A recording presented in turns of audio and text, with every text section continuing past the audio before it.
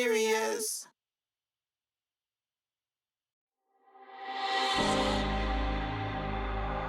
I don't wanna risk it all again, but I don't wanna be on my own.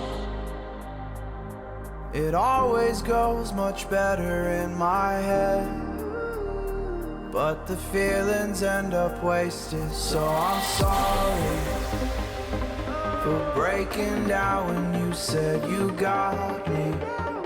I'm used to being let down, but I'm hoping if I'm falling too fast, then you'll catch me. You'll catch me.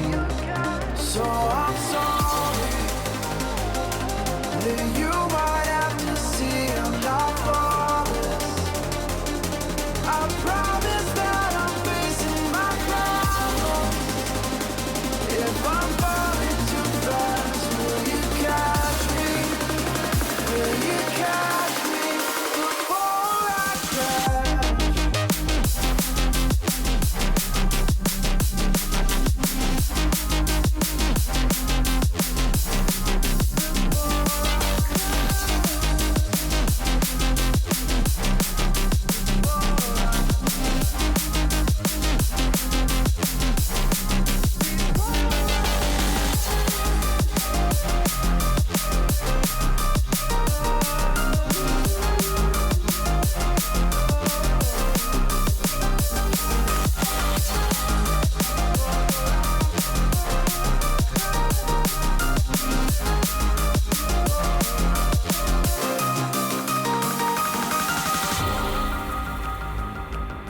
I'm so afraid that you'll run out of patience.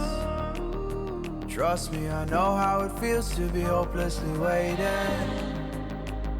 Sometimes I don't know if I can even change, but I'm still trying. So I'm sorry that you might have to see I'm not flawless.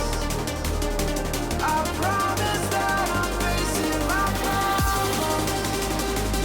If I'm falling too fast, will you catch me? Will you catch me before I crash?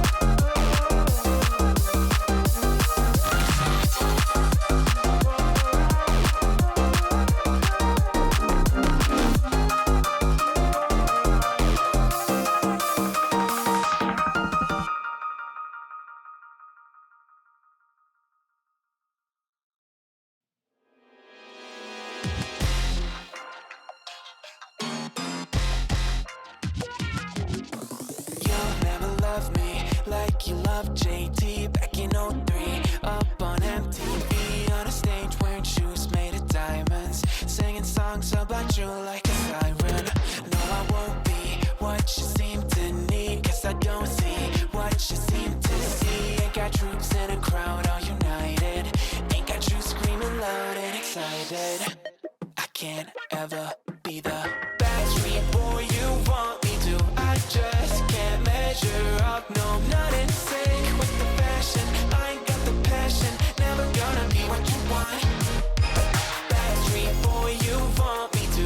I just don't dress the part, no, I ain't got Nikes and my hair ain't spiky, and we both know that I can't be your Backstreet boy.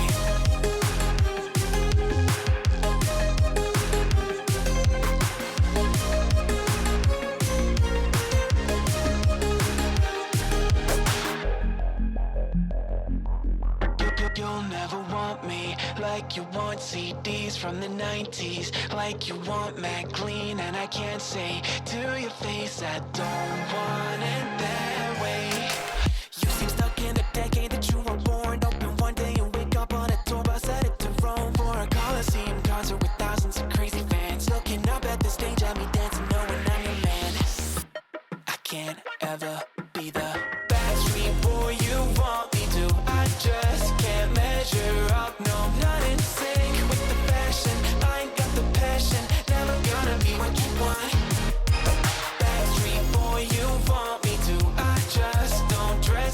apart. No, I ain't got Nikes and my hair ain't spiky, and we both know that I can't be your backstreet boy.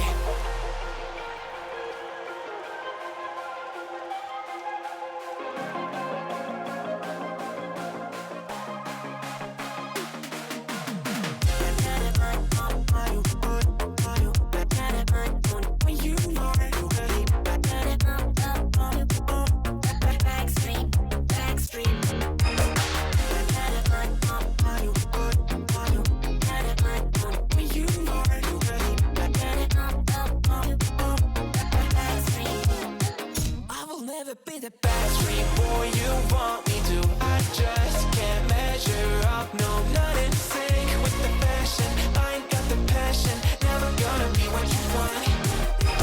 Backstreet boy you want me to. I just don't dress the part. No, I ain't got Nikes and my hair ain't spiky, and we both know that I can't be your backstreet boy.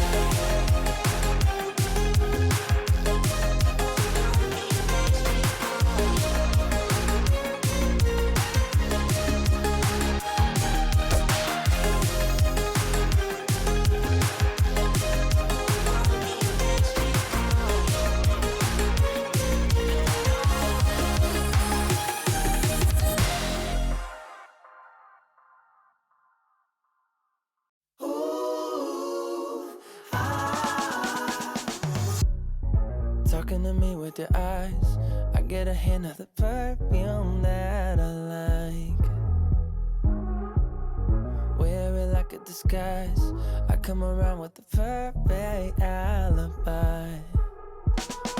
Midnight, pouring my heart out like it's water. Tick-tock, you know this night ain't getting younger. Feels like chasing a star up and down in the sky. I can't get enough of sweet, sweet love, like we're just a couple bees, please. I'm glued to you, honey, like leave me, and I'll be sticking to you. I'm glued to you, honey. I'm glued to you, honey. Hey. Ooh, ah, ooh. I'm glued to you, honey, like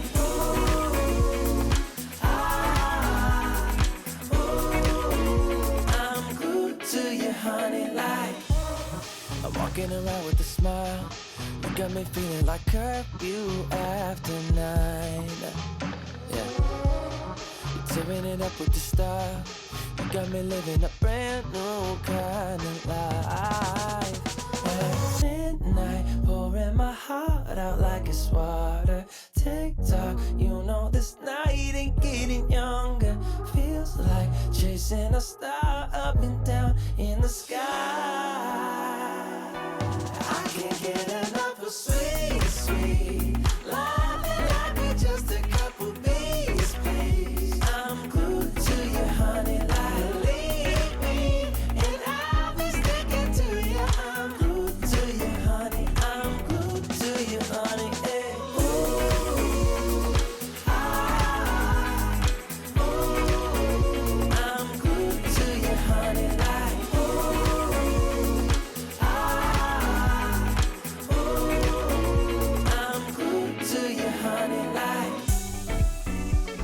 Oh, don't forget I love that honey taste. Yeah. Oh, I'm feeling like a double dipping day. Oh, it's a double dipping day. I can't get enough of sweet, sweet love, like we're just a couple bees, please. I'm glued to you, honey, like leave me, and I'll be sticking to you. I'm glued to you, honey. I'm glued to you, honey. Hey. Ooh, ah, ooh. I'm glued to you, honey, like ooh, ah, ooh. I'm glued to you, honey, like.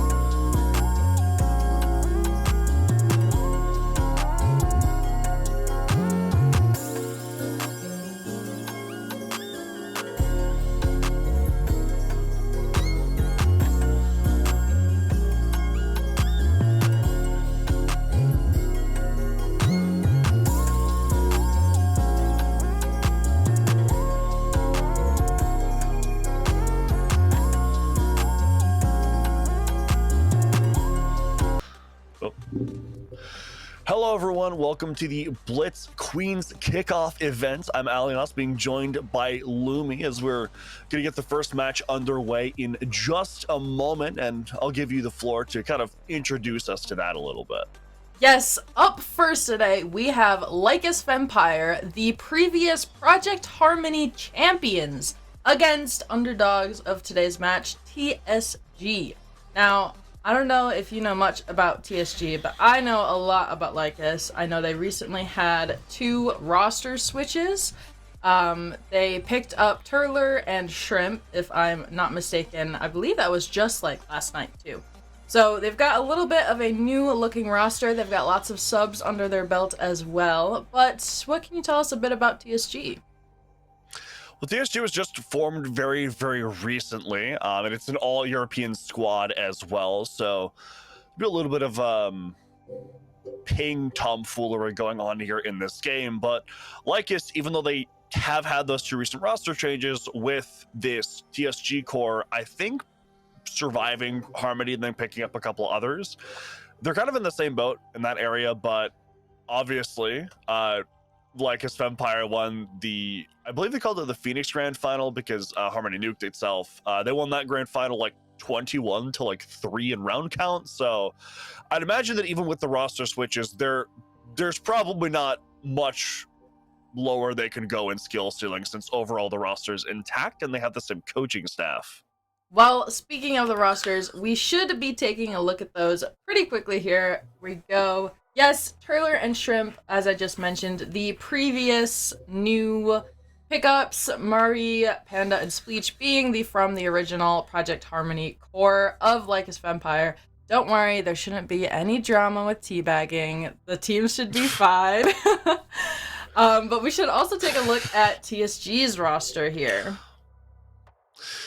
So like I said, a little bit, and I actually lied, there is 1 North American player on there, that being YLM, I guess is how I'm going to say it. Or no, there's a second, actually. So I've been spreading misinformation and lies more than I was aware of. That being said, though, still predominantly European, which I believe does place the majority of the players inside of North America, so it's probably the server we're going to be on today.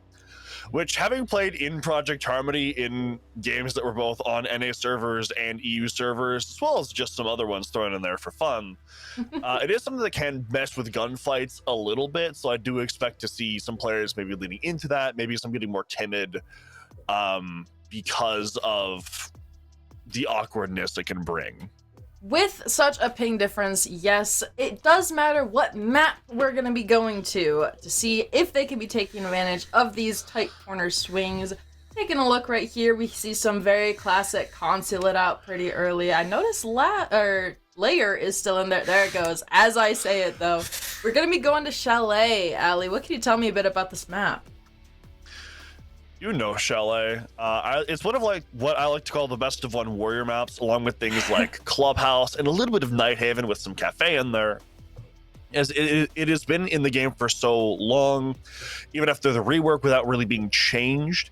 And so it's just very, very familiar for both of these teams, which is why TSG would have opted to ban Skyscraper over it, because it'll give them a little bit of familiarity when they go into this. So even though they are going to be a newer squad, there is going to be a lot less awkwardness with having to figure out a very complicated map against Empire, who will be practicing something for a long time. Yeah, I think, like you were saying, Chalet is a very basic map, so we should be seeing some basic bans here. Probably a Monty being with this shield meta. But I wouldn't be surprised to see a Ying ban as well, as the Lycus team is a very aggressive team.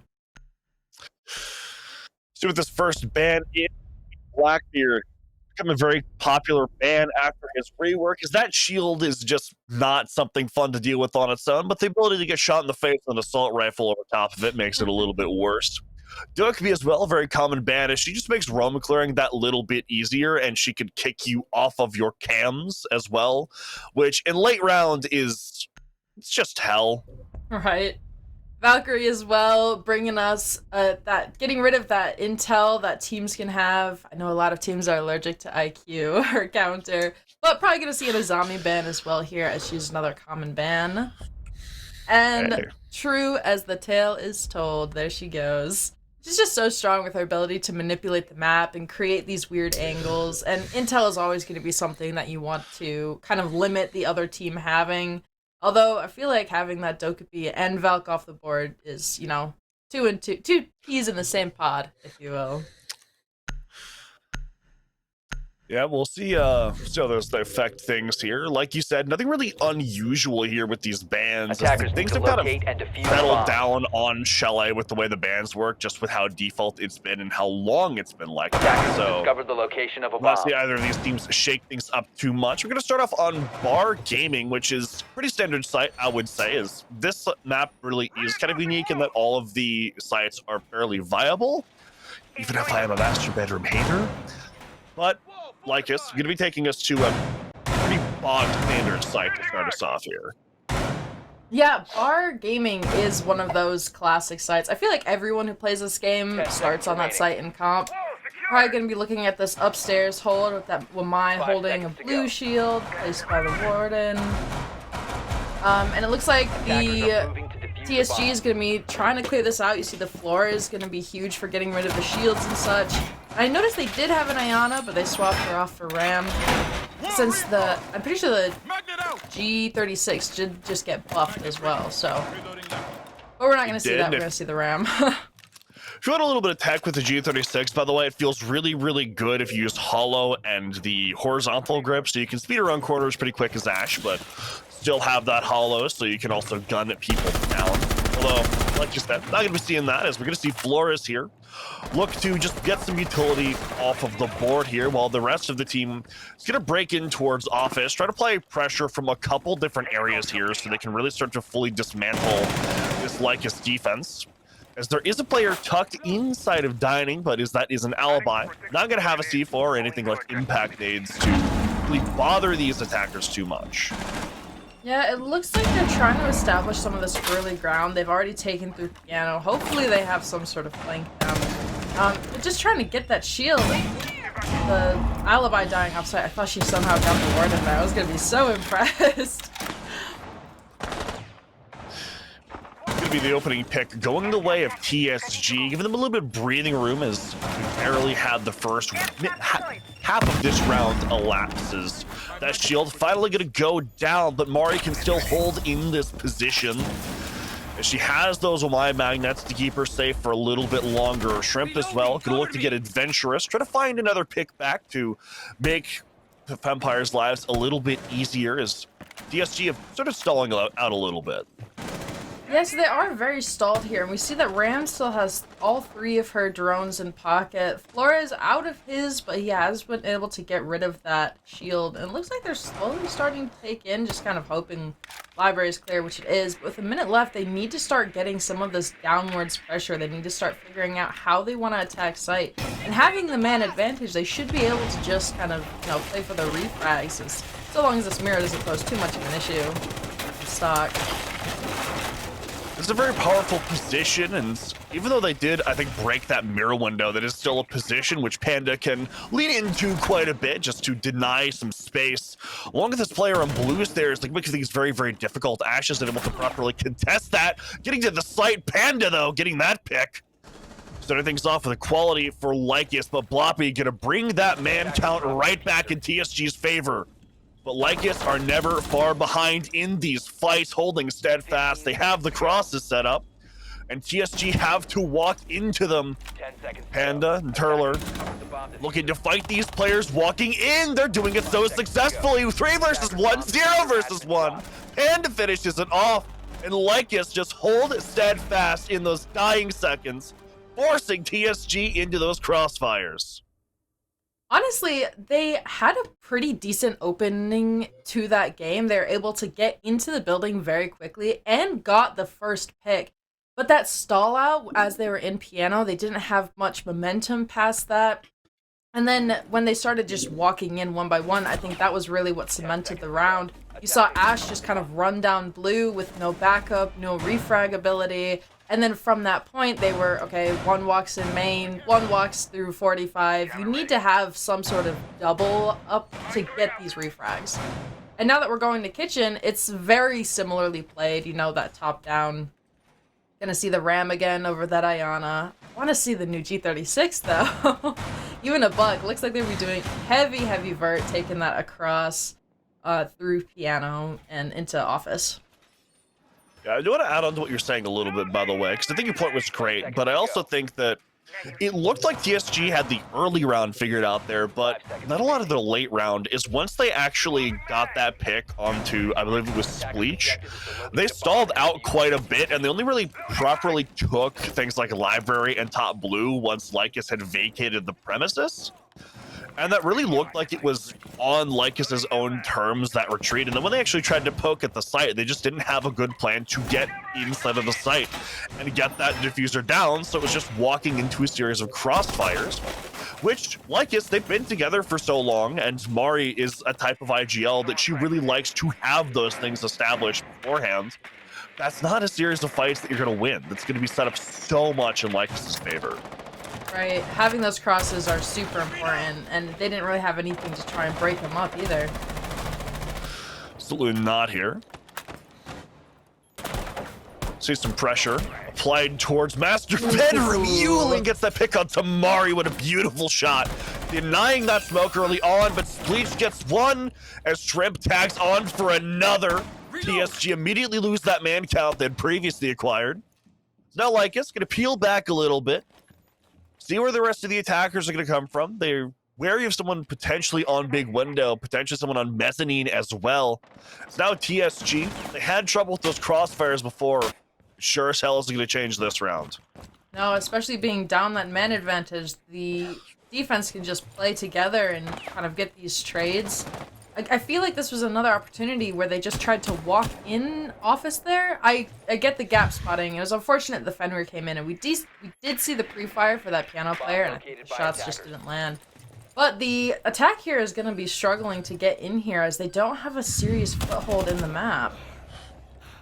They do manage to find one. That's going to be Spleech, but Panda's going to bring that right back. And we see as well Shrimp, she's just falling off here. She's going to try to dart away as quick as she can, fall back to a more secure position so she could just hold for these attackers. Those Fenrir mines still being a pain in the rear for TSG, as now they have that top floor control, but they don't have the bodies to work with it, as Turler is going to kill off Cameron. Gonna leave Ace in 1 versus 3, just trying to duck around the 45 hull, take any of these gunfights, but the barbed wire, it's dealing so much damage. She doesn't have any space to work with, can't get these walls open, the mute's too powerful. Just ducking and diving, trying to pre-fire every single corner. See who might pop their head out, who's gonna overexpose themselves. But no one on Lycus is just yet. The C4 is good from Panda. And Lycus Vampire, use that teamwork and cohesion to lock down the site again. I feel like this is a big difference we're seeing, just the synergy that the Lycus players have right now. There's nothing that one is doing that they're not backed up by or supported by with the team. And they're falling off really well. I mean, you saw Shrimp didn't overstay her welcome upstairs. She was able to back off and just fall back into sight, and they're able to pick off TSG, not the gun. As they tried to chase, I mean, one by one, again, the Ace and I forget who else was in that 2v3 situation, but they were so separated, opposite sides of the map, and it's just gonna play right into Lycus's hands as they do set up these heavy crosses and play as a really tight-knit group. It is something they've done very well throughout the entirety of the time they've been a team. With every iteration of the roster that we've seen so far, they like to be cohesive with how they do everything. You're not just going to walk in the map and find an easy gap. There's always going to be eyes on you or utility on you, which is going to point eyes to you when you try to deal with it. And it's why, like we said earlier, they won that Phoenix Grand Final so damn convincingly, and it's why they're winning this game so convincingly right now, 2-0, with neither of those rounds really feeling close for very, very long. As Lycus, they've just had TSG's number this whole time. Right, and I like that you mentioned the util, as we do see the Fenrir coming out again. They are just so accurately placed to just be a nuisance to the attackers. When you can't find them easily, you need to figure out where you're getting blinded from before you can try to get out of it. And we also see the Legion, which is probably going to do a great job at slowing down the attackers.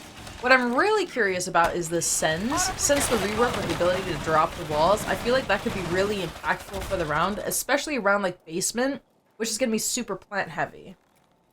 They can use that to cut off a crossfire or two as well. That could also be pivotal, as we've harped on those quite a bit because they've been so powerful from Lycus.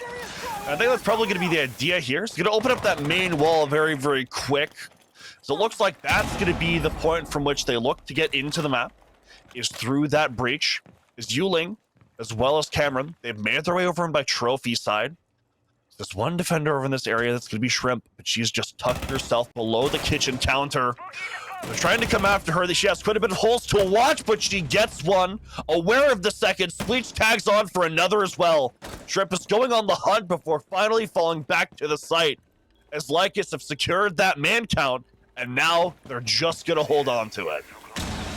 I'm a little confused at what happened to Yuli in that push upstairs, as we saw the Sens and Ash, you know, taking that space together.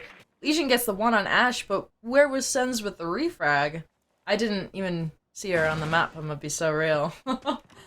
But they are looking to try and pinch out this player that they know is in garage, and they will eventually get that refrag, bringing the man count back towards even, but not quite. Now they just need to find one more, or just see if they can get into the site in any way possible, but all possible entrances gonna be locked off by Lycus. Turler gets the C4 down. It's gonna be hate off the board.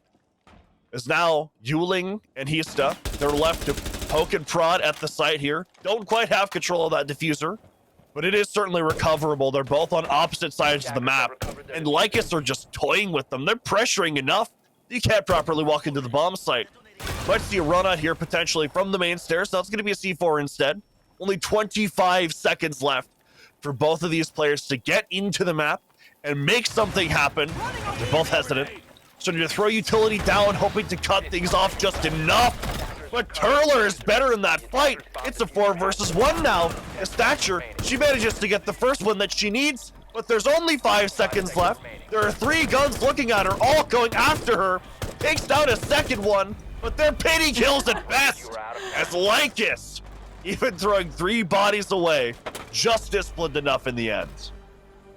I feel like the general rule is you're allowed to swing in a 4v1 so long as there's at least one player who's not, right?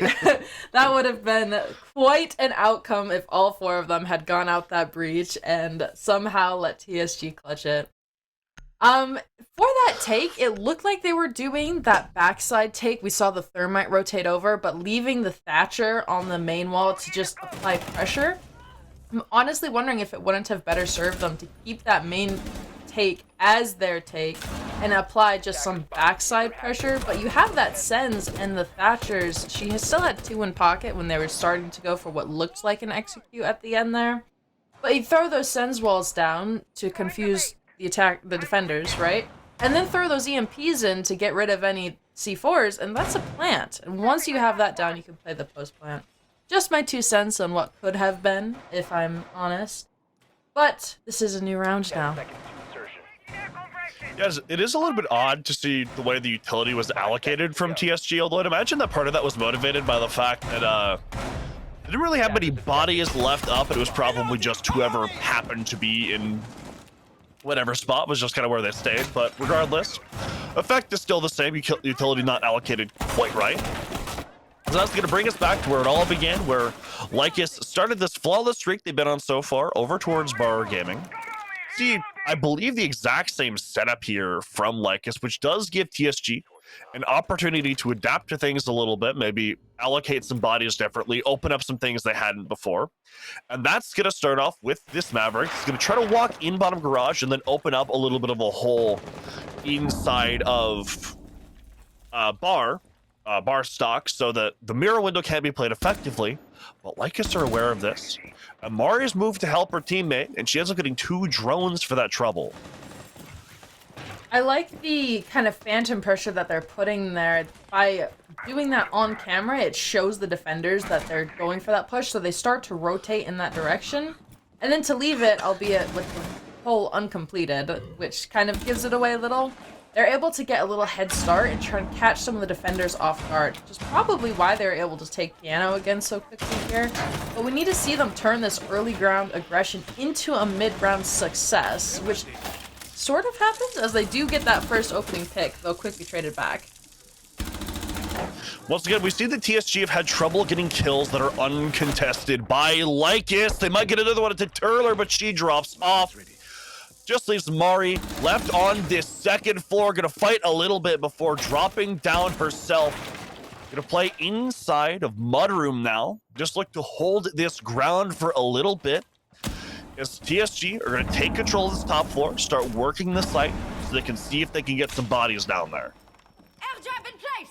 Like you said back in round 1, Lycus giving up whatever they feel they don't need anymore, but never really in a manner that they're not prepared for. I mean, you see they have these predetermined fallback plans. They know where they're going to play when they have to fall back. Now with 50 seconds left and having the man advantage on defense, they really are just playing this very similar game. Wait for the crosses, wait for them to walk in. There's nothing they can do if we stick to the plan. They're aggressing just enough as well that TSG aren't able to get fully comfortable. They're chipping away damage as much as they can.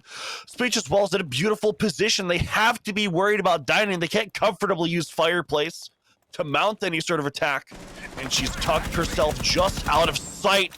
She tries to go for this fight with Hestia. Instead, just deal some damage, but in this situation, that's as good as a kill. Yuling's getting one onto Turler before getting killed off herself. Hestia as well gonna follow suit. It's all left up to Cameron, but she's killed off by Spleech as well, as Lycus Vampire completely outclassing TSG. This is feeling like a very dominant game, and I feel like we have we're gonna take a timeout. We've said it a lot. I guess I'll say it again for the sake of clarity. I feel like it really comes down to the core of Lycus. They know how to play off each other so well. And TSG, as you mentioned, being a slightly newer stack, maybe less experienced, they're struggling to kind of match a team that is playing as a cohesive unit, especially when TSG feels like they're playing a lot for the individual. So if I was their coach right now, I would be telling them to hold hands on the attack and really try to play for these refrags, because if they can get that opening pick like they're often doing and then trade it out from that point on, you know, if they get the trade back, trade that one right back. 3 kills off the board right there. That will be game changer for the attack. Yeah, unless I've been taking the notes wrong, which I never make mistakes. It's 3-1 in opening kills right now, going the way of TSG. There's only been one round when Fempire have gotten that opening kill, and that was on, I believe it was round 3 when they were playing on Basement when Shrimp killed off the Ash instead of Trophy. But since then, aside from that, TSG have overwhelmingly dominated that opening kill stat, but they haven't converted any of them thus far, as Lycus have always been very good at either allocating their bodies so there's no holes to take advantage of that, or they trade it right back so there is no man advantage for TSG girls to take advantage of. And it's usually been some combination of those two things as well. And like we pointed out a couple times, Vampire aren't afraid to give things up and preserve those bodies on the site as well as around it, so there's no person caught out of position or piece of vertical play you can use to catch one of them out. They're prepared for all of these fights that are coming their way. Right, they're really...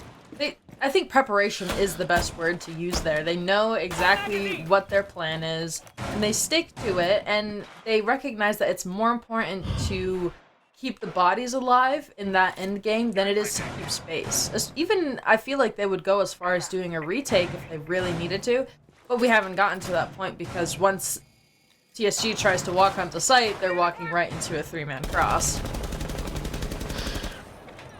3-man cross that has been... had players like Turler and Panda behind it who are collectively 11-2. Trade goes out for that opener. It's going to be Spleech getting that opener and trading with Bloppy off of a Claymore. Just gonna even things up just a little bit, but that's a Fender off the board with all of their utility already placed. Yuling wants to enter office here, but still hesitant because of what happened last time. Losing the Ash, too, they're not going to be able to open these mirror windows as easily. Lycus taking advantage of the fact that they're allowed to speak in the chat in this league.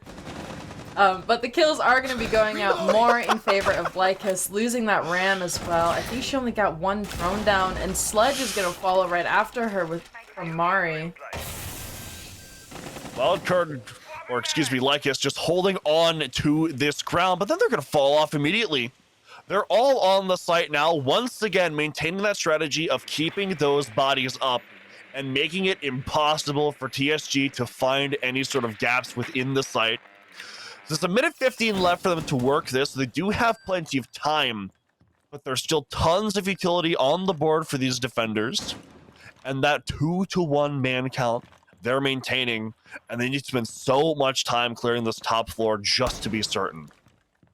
These Grimbees could be really useful when it comes to isolating a fight, finding one person that they can take. It looks like they might have their best odds with the player in Trophy right now, but the timer's slowly ticking down, and Nomad still kind of spending her time upstairs. They're going to be strapped for time at the end, and it's going to turn into a last-minute try and play to see what can be done. They need to try to find these picks, and I don't think they're going to be able to. Staring into dining, one almost reveals itself. Shotgun swings out. Mari gets that one. Double on the round. Refragged immediately by Hestia. But it could be all for naught. Smoke grenade started to ring out now. 3 versus 1 here for the Nomad to find. Gonna creep down the trophy staircase. They all know exactly where she is. All swinging at once. Mari again with that shotgun. She's gotten a triple off of this round. And they're up 5-0 now as TSG just can't find an answer. Yeah, I mean, at this point, I'm not really sure what they could have done in that 2v4. The odds were clearly stacked against them. Lycus is just having a very dominating game. They're playing more aggressive when they need to than TSG is. They're playing more passive than TSG when they need to. They're just doing things better, I guess. I always hate to say that because there are things that TSG is doing well, like you mentioned. They're always getting that entry pick. Where they're struggling is taking that. They're struggling in the mid round. I think that's the most concise way to say that. Lycus is able to find these key picks and then just fall off, leaving them with no chance to try and make that back. And then they have to fight this man advantage on site, on this bunker of a site with the setups that Lycus is doing. And there's not much that you can do with that as TSG.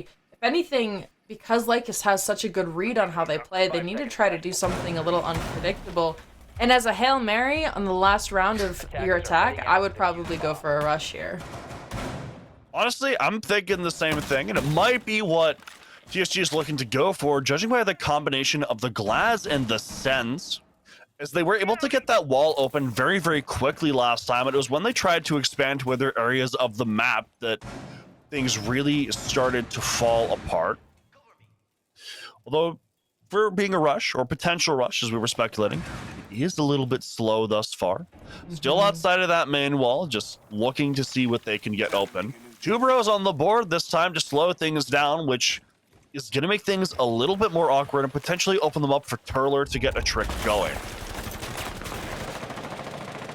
A trick, or what it's looking like, is a little bit of a jump out potential, as we do see some players up in that library and top main stairs positions. We do have someone trying to contest it, keep them on their toes up there, but as we already established, Lycus doesn't really swing anything. They don't think they can win. And they're just content to let TSG waste their time outside. This is probably the slowest round they've had so far. It's almost a minute and a half gone, and Ash is the first one in the building, all the way upstairs. Gonna come into face to face with Spleech on that Oryx in just a sec, and she does get that opening pick. That's the 4th one this half for Lycus. As now they're trying to pressure the site, they're trying to get this plant off of a rush, but Panda reads into it. And now the diffuser is surrendered within the site itself. See another player going for this plant, but also killed off this time by Turler. As Fempire, they know exactly what this game plan is, and they're not afraid to get down and dirty, to take these fights, to completely halt this progress. But Bloppy, she could have the round-winning play here. But there's a player tucked just around the corner. She gets one. She can't get the second, though. Pistol out. Mari swings.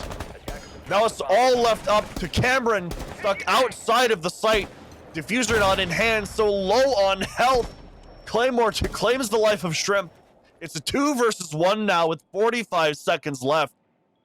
Plenty of time to hunt these gunfights down, but doesn't have the health to do it. And they're both just holding this cross. They know where she is, chipping away more of her health. Just to walk into that mirror window. Unless you could walk down main stairs, but that could be a deadly proposition in of itself. Gonna try to rotate around, just see if she could find any holes anywhere else on the map. Maybe walking in main door. Looking to walk down main stairs. She could go trench as well. But she just has to find something. She's gonna opt to walk down blue stairs. But this barbed wire, it's gonna reveal her exact position. And they're just gonna fall back and hold. They know she's on such low HP. And that she has to take these fights. They're just not gonna reveal themselves at all. They're just sitting in these corners as they secure a flawless 6-0 half. She didn't even have Case there, which is, I think, the reason they were so passive, because they knew there was nothing she could do if she couldn't find him.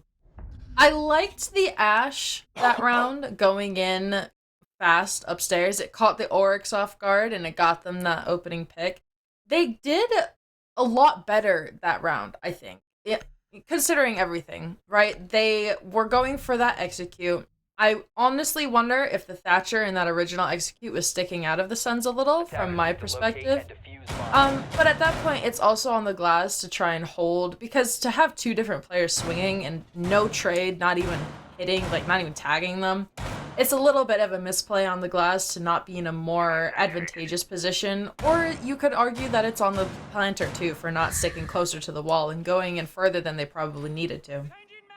All in all, there's a lot of little things that could have changed the outcome of that round. But TSG is now on defense. So we have seen comebacks like this before. Not often, but it's not impossible. They do have a very steep hill to climb here, and it looks like they're going to be trying to adapt this more aggressive playstyle with the Legion and Warden probably doing some anchor holds off-site. We'll just have to see how Lycus is going to deal with this. I think it is worth noting, just kind of with how this game has been going.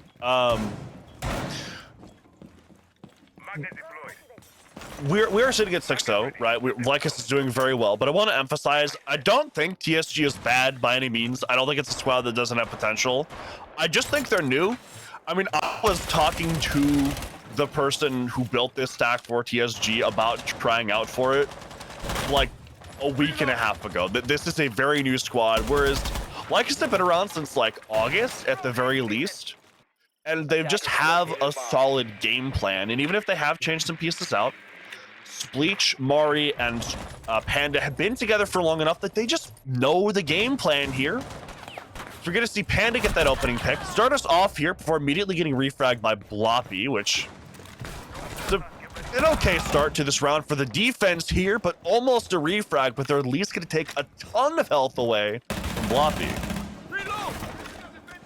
Yeah, getting this pressure along all parts of the map on both the attack and defense, there is no one-sided push here, and there's no one-sided roam, as you saw the Legion just kind of falling back from that point, but still being very aware of where on the map she is vulnerable to. It looks like it is going to fall into the solar side push, as the Ace is already in there, and that Capitao going to be great for getting the... Oh, sorry, the Capitao burned herself, actually, with that fire. A little bit of a misplay there, but it didn't end up too bad for them, as Turler's going to be able to start getting this bomb down. Gonna rush into the rest of the side, pressure out these TSG players. Shrimp almost gets two, but it's just left up to Hate, and they're going to fall by the wayside. Lycus Vampire starting us off with nothing less than we'd expect, with a quick 7-0 versus the new TSG squad. Albeit a decisive victory, I do agree what you were saying earlier. TSG is a newer squad, and I think that kind of inexperience in playing with each other was the biggest thing that showed today. We saw Lycus playing really well off each other as a tight-knit group, whereas TSG doesn't have that synergy. They don't have that ability to just play off each other, and they're going to be going for almost some of these hero plays, trying to just walk in by yourself, and it worked occasionally when it caught Lycus off guard. But the name of this game was really just the difference of synergy and how well prepared Lycus was for everything that TSG threw at them. They were adapting very well to their attacks, falling off when they needed to, playing together just very well, and being able to, I mean, I've said it before, take whatever TSG threw at them. And I think that's just really the name of this game. That experience does definitely shine through, and I can verify from knowing their coach quite well. She's been doing a lot for them, and those types of crosses, falling off when you need to, that is classic play style from their coach, who was a staple of the T3 scene for a while. So there's just a lot going for Lycus right now, and I glanced over at the TSG VC during the tactical timeout, and they didn't have a coach in there, which is not unexpected. Coaches are really rare. It's kind of like finding a unicorn in Manhattan. You're just not going to. And then if you do, it's probably been claimed by someone else already, as you don't find them often. But regardless, congratulations to Lycus Empire, or Lycus Fempire, excuse me, for their victory. And I do really hope that TSG can take some of this and learn from it, because game day experience is valuable, and it's not the main season, it's the kickoff event. It's not a bad place to lose. No, it's a great place to be learning, and kind of playing against a better team like that will expose all your weaknesses. And when you can take that and say, okay, how can we get better from this? That kind of mentality is going to serve you as a team way more than just being dejected about a loss. And like you said, this is a great time to be losing those games, because you have so much potential to, have a Cinderella run as soon as we get to the actual main event. That being said, I believe we are going to send it to a quick break while we get that next game ready. So don't go anywhere, because we're going to have more Blitz Queens action coming right up.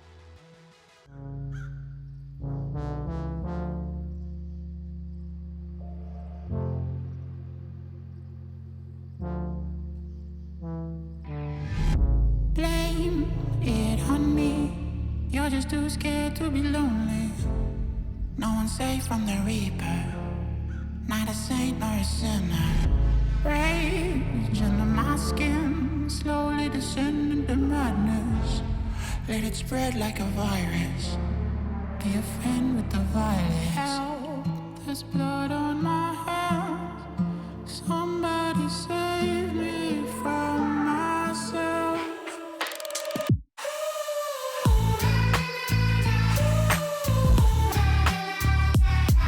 I'm off of the meds and it might get hideous. Why so serious?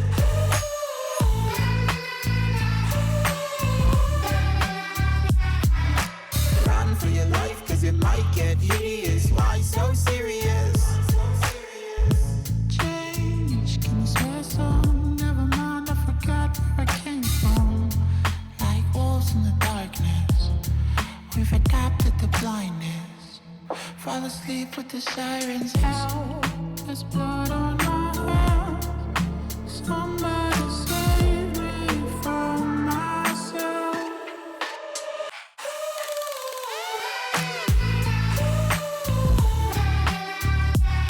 I'm off of the meds and it might get hideous. Why so serious?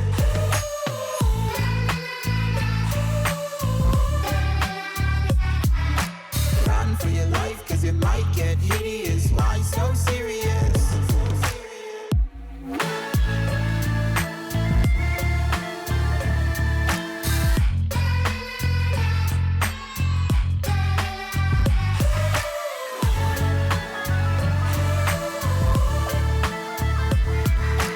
Run for your life, cause it might get hideous. Why so serious?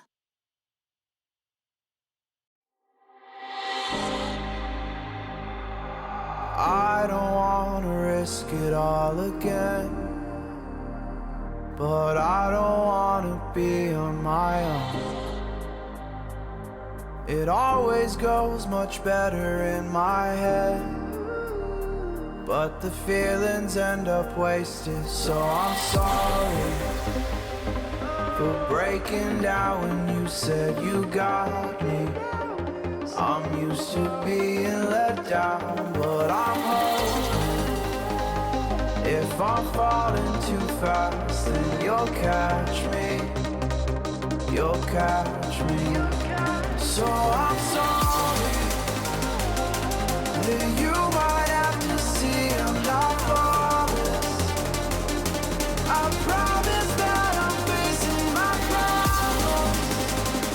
If I'm falling too fast, will you catch me? Will you catch me before I crash?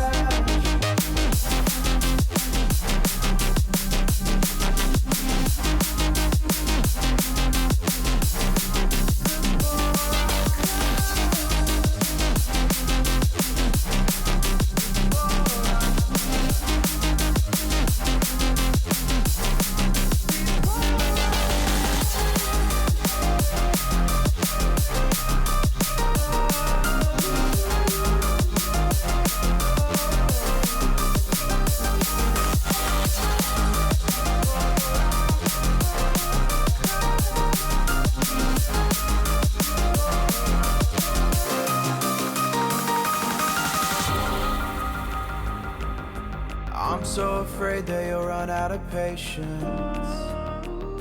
Trust me, I know how it feels to be hopelessly waiting. Sometimes I don't know if I can even change, but I'm still trying. So I'm sorry that you might have to see I'm not flawless. I promise that I'm facing my problems. If I'm falling too fast, will you catch me? Will you catch me before I crash?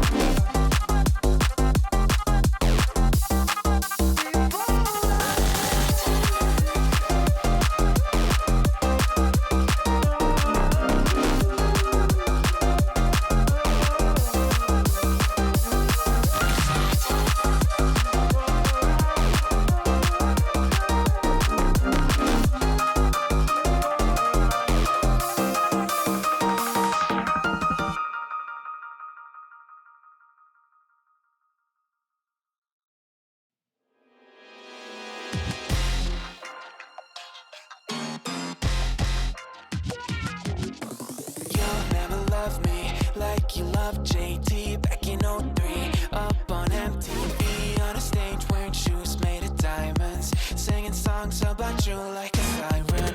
No, I won't be what you seem to need, cause I don't see what you seem to see. Ain't got troops in a crowd all united, ain't got you screaming loud and excited. I can't ever be the Backstreet boy you want me to. I just can't measure up, no, I'm not in sync with the fashion. I ain't got the passion, never gonna be what you want. Backstreet boy you want me to. I just don't dress the part, no, I ain't got Nikes and my hair ain't spiky, and we both know that I can't be your Backstreet boy.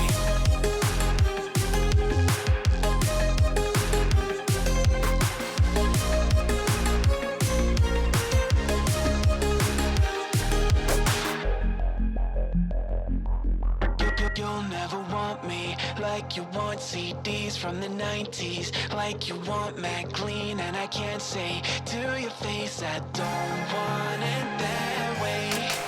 You seem stuck in the decade that you were born. Open one day and wake up on a tour bus headed to Rome for a Coliseum concert with thousands of crazy fans, looking up at the stage at me dancing, knowing I'm your man. I can't ever be the Backstreet boy you want me to. I just can't measure up, no, I'm not in sync with the fashion. I ain't got the passion, never gonna be what you want. Backstreet boy you want me to. I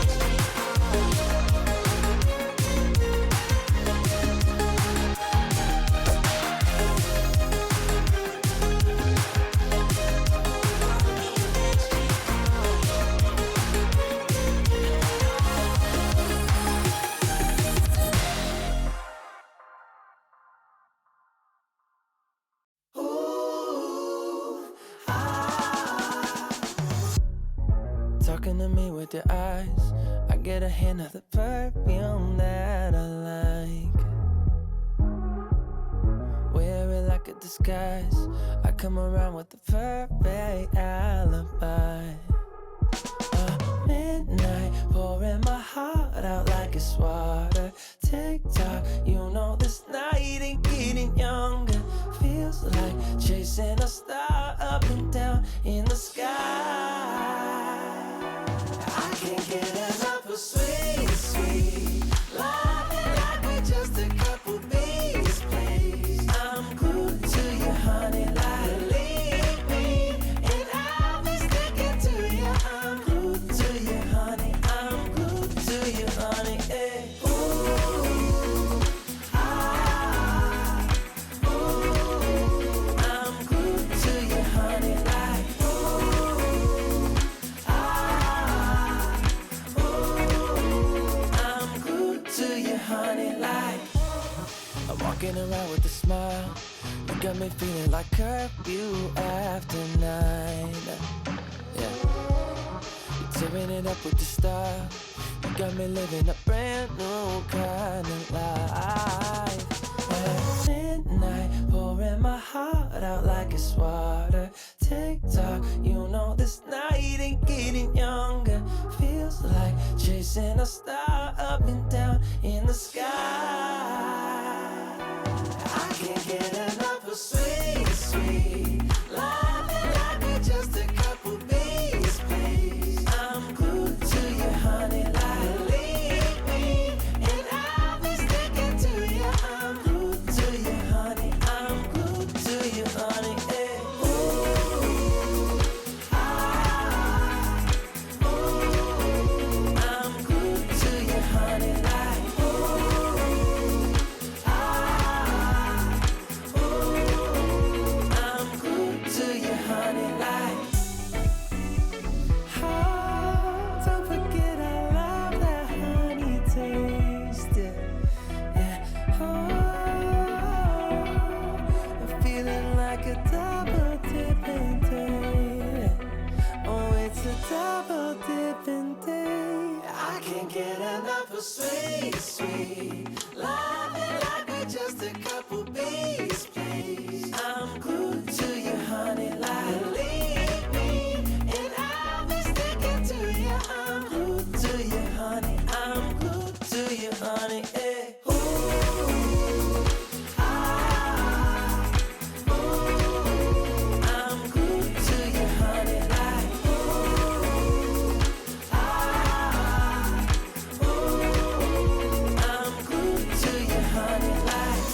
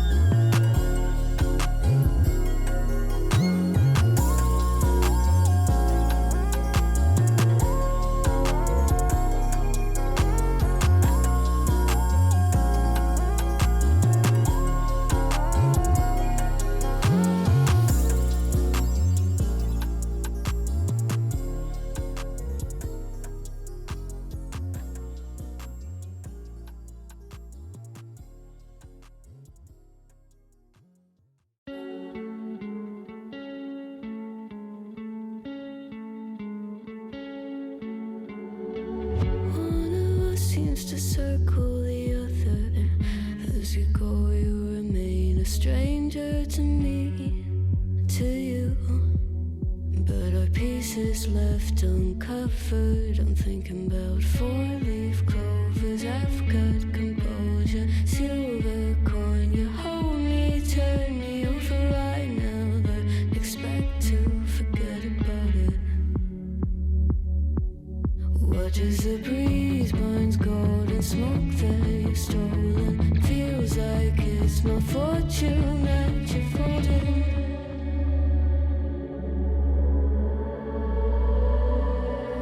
I'm swimming with the sharks.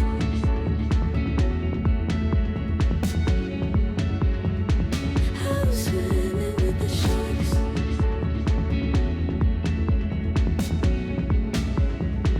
I can't tell you apart from them. You can't tell either. Will we love or fall in deeper? Tell me, darling, what is it you want? How the mind doesn't work like it used to. As I know I remain a danger to me, to you, going on to. Welcome back, ladies and gentlemen. Once again, this is the Blitz Queen's Kickoff event. I'm Elias, once again being joined by Lumi, who yet again, I will let introduce the matchup that we have that we're about to cast. Yes, up next we have Wildcards versus Centenegra, and I said Wildcards as if it was plural, but it is the one and only women team of the Wildcard organization. This team was the grand finalists of Project Harmony, losing only to Lycus at the last moment, so we have a lot of high expectations for these guys, or girls, sorry. They have been together for a while, though. I don't know if they've had any recent pickups. I was taking a look at the roster, and it looked pretty familiar from what I remember of Wildcard. I know they did just lose their coach, though, so I'm not sure if they picked up a new coach or if they are currently coachless. As we were just mentioning before, that coaches can be very hard to come by, and it's hard to find one that's a good fit for your team. But, Ali, what is it with Centenegra that we can expect from them tonight? Well, if we pull up the rosters real quick, we can get a little bit of an idea of that. Centenegra is a team that I played personally, or in Project Harmony. And I do think they're solid. I do think there's a lot of potential, although I do think that kind of like my team did in that game, there's a little bit of a tendency to kind of overcomplicate things a little bit, not just take the straight path forward, which oftentimes, right, Occam's razor usually will prevail. The simplest solution is probably the one that'll work the most effectively. If they can kind of get that down, then they should be fine. Yeah, it's unfortunate to see people who overcomplicate it when at the end of the day, a lot of the times a rush will work. But we will take a look at Wildcard's roster lineup next. Here it is, and I think this is their Project Harmony roster. I don't think there are any changes. Of course, you can correct me if I'm wrong, Ali, but I'm pretty sure this is it, meaning that these 5 players have been together for a good while now. They should have that pre-built up synergy. I know Cass especially is one to look out for as their hard support. I forget who their IGL is, though. I'm gonna be so real. It is a combination of Secret and Cast, if I recall, although we're going to bring things over to the map bands just to establish where exactly we're going to be seeing these two teams play on. And once again, things are pretty standard so far for the bans here, getting rid of things like Border and Lair, which have not been super popular in the women's scene historically, although actually I think Lair was played once. But we're gonna end up on Cafe, which is, like I was saying last time, a pretty default map nowadays. It's one that both of these teams are going to know quite well. And so one that really doesn't scream as being an advantage map for one or the other. I am personally a Cafe lover. It just has so much versatility with the 3 different floors and having that big open area that has a staircase leading to it along with the balcony around it. It just has so much that you can do with the map. I know how people play it is pretty sterile at this point.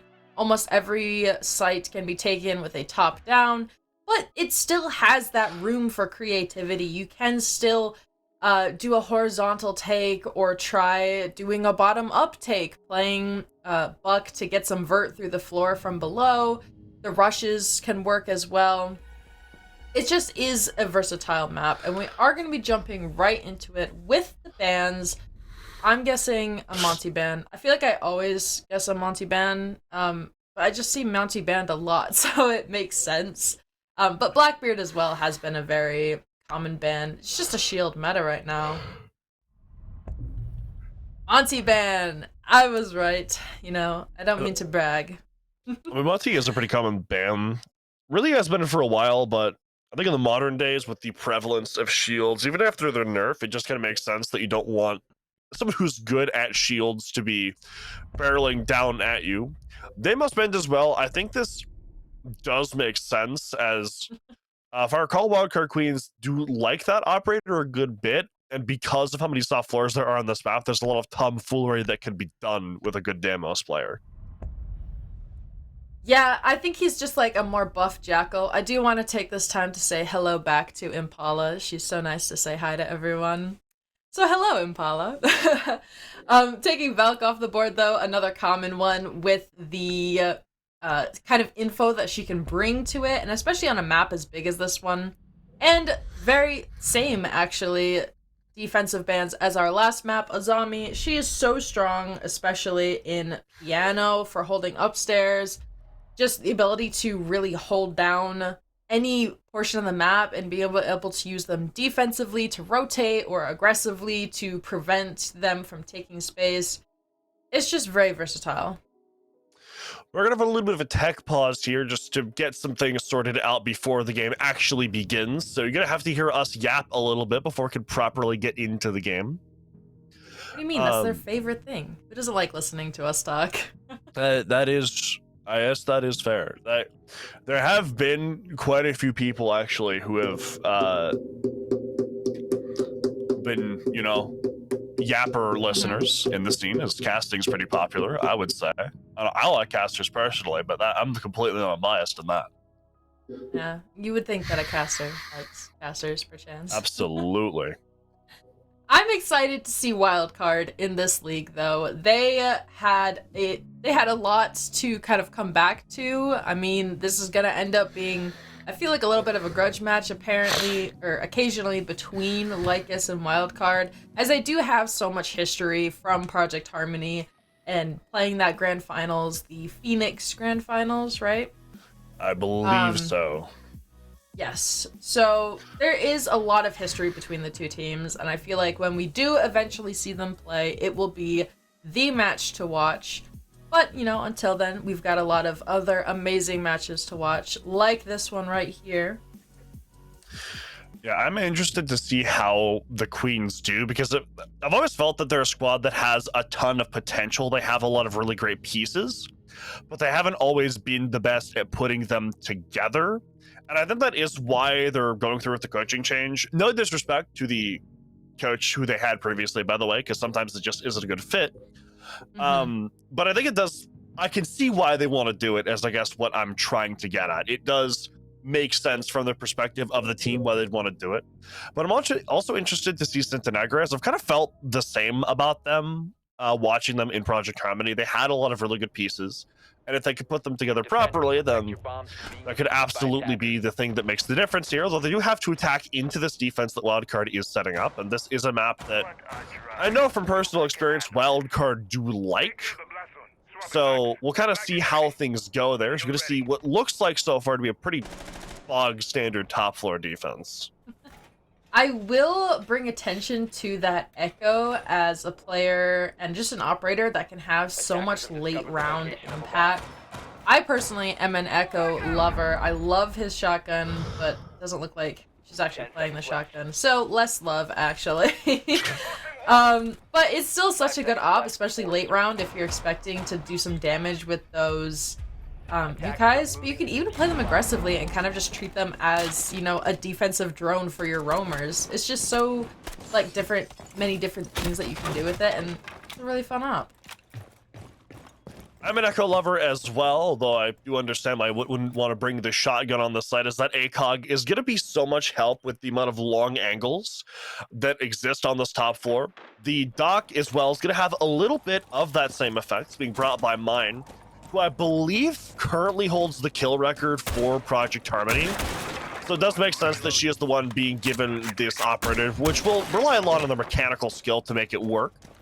As we see Centenegra start opening things up on the top floor, just trying to poke around a little bit, see if maybe someone will expose themselves or they can get rid of a little bit of utility. But Mine's going to take out that Buck very early on off of that window repel. Still playing on the shield inside of Piano, just holding on to this position. Entry picks, as we have seen, don't necessarily mean the predictive round, but when they come out on the side of defense, I definitely think it has more impact, as now you have less people walking at you. She's going to find a second on that shield, not even able to burn it off her yet, and she finds a third. Can anyone stop her? Not yet, as there's only going to be one left in a 1 versus 5. Impala and Mine. Buddy ace in the first freaking round, as they knock Centenegra right off of their heels. What a fast round. It was Mine and Impala, yes, the duo that got that round off. I mean, 3 kills from the Pixel spot. They just, one by one. I don't know if there's much they could have done there differently, other than not die, I guess. She just was playing it so aggressively that anytime they tried to swing to burn or get rid of that shield, she was able to trade their util with their life, which is huge for wildcard queens. We're going to send things over to a quick rehost just to make sure that we can get everything set up, as it does look like Centenegra's having some tech issues. So we'll be right back with that. Don't go anywhere.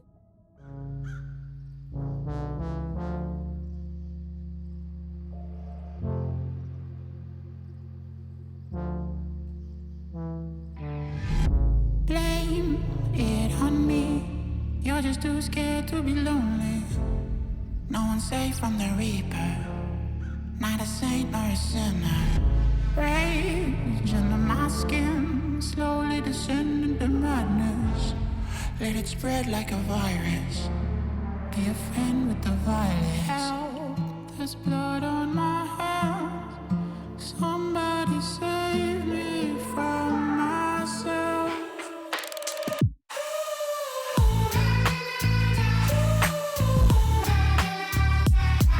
I'm off of the meds and it might get hideous. Why so serious?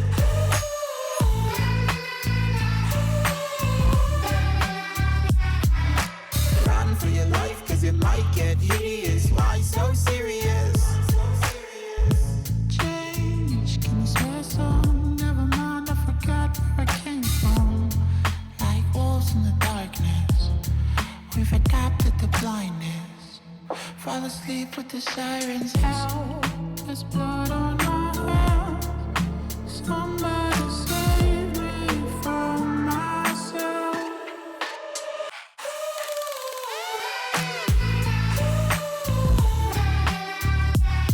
I'm off of the meds and it might get hideous. Why so serious?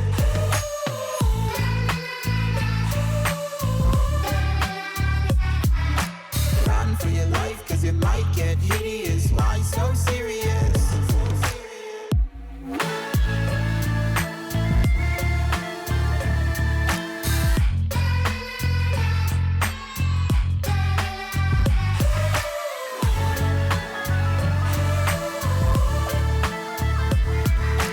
Run for your life, cause it might get hideous. Why so serious?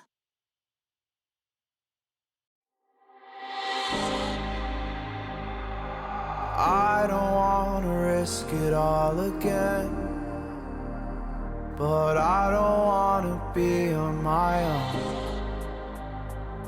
It always goes much better in my head, but the feelings end up wasted. So I'm sorry for breaking down when you said you got me. I'm used to being let down, but I'm hoping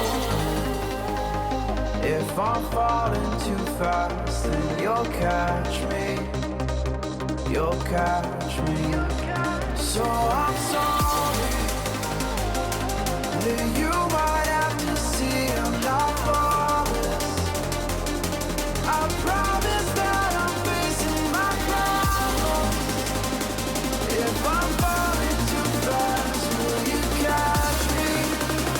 Will you catch me before I crash?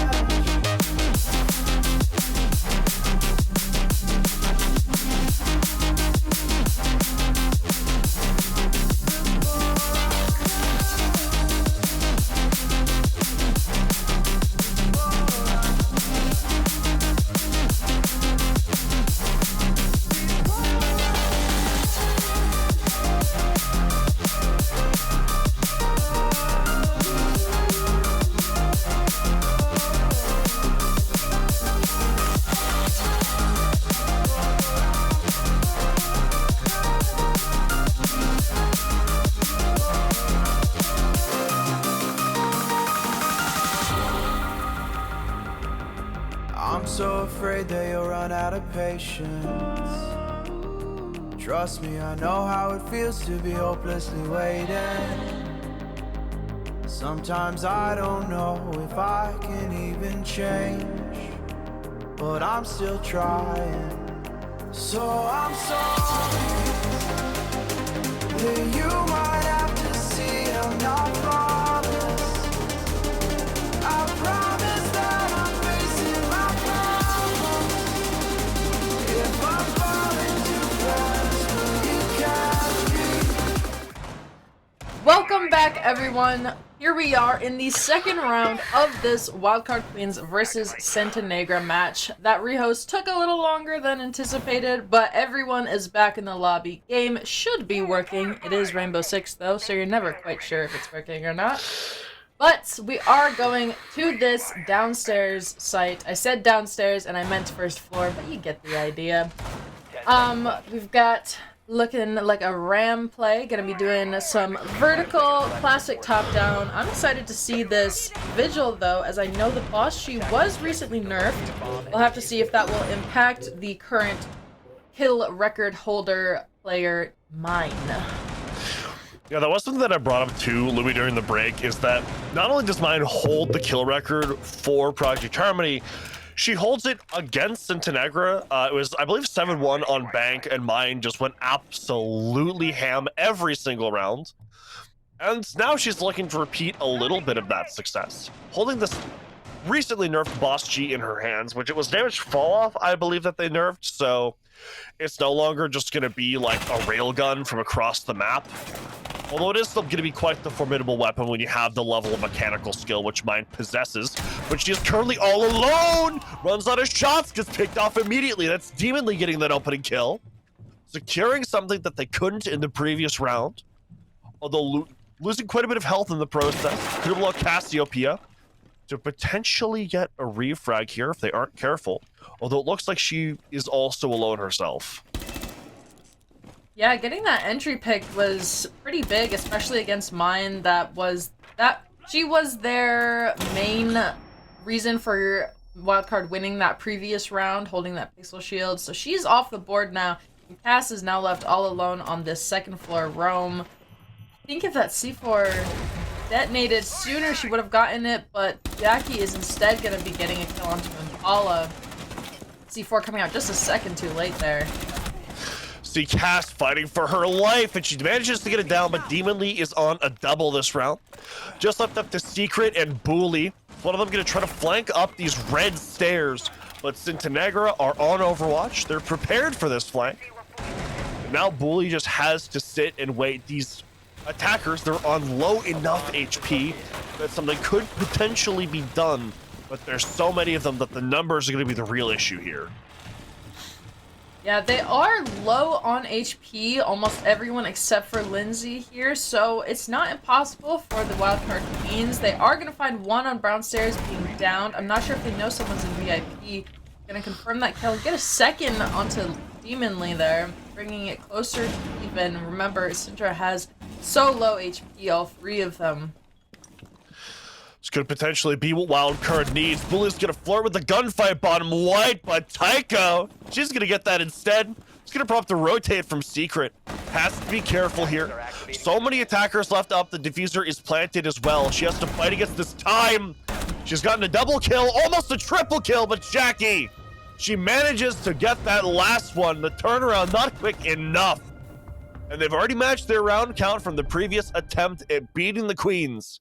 Can they do more with it? Yes, bringing us to 1-1. That round felt much cleaner from Sintanegra. They were able to roam clear a lot more effectively. There was no roam clear in round 1, obviously, as they were just pretty taking direct through piano. But when you're roaming, you have one player top floor, one player second floor. They were able to isolate them pretty well. I think that Cass might have been better suited trying to fall off there through the door, but she was pretty solidly trapped in there. It was just a very well-played round by Sintanegra. They were playing together, getting the refrags, and no one dying, just a couple downs. The HP scared me a little bit. I think if Wildcard had been able to react a little faster there at the end, they might have been able to secure that round.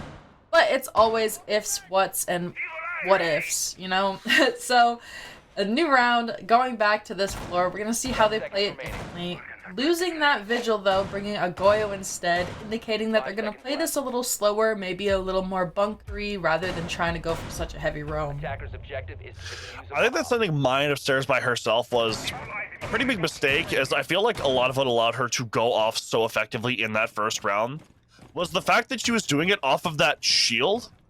And she was also very close to her teammates if she needed help, whereas up top she just had her gun and prayer to live on.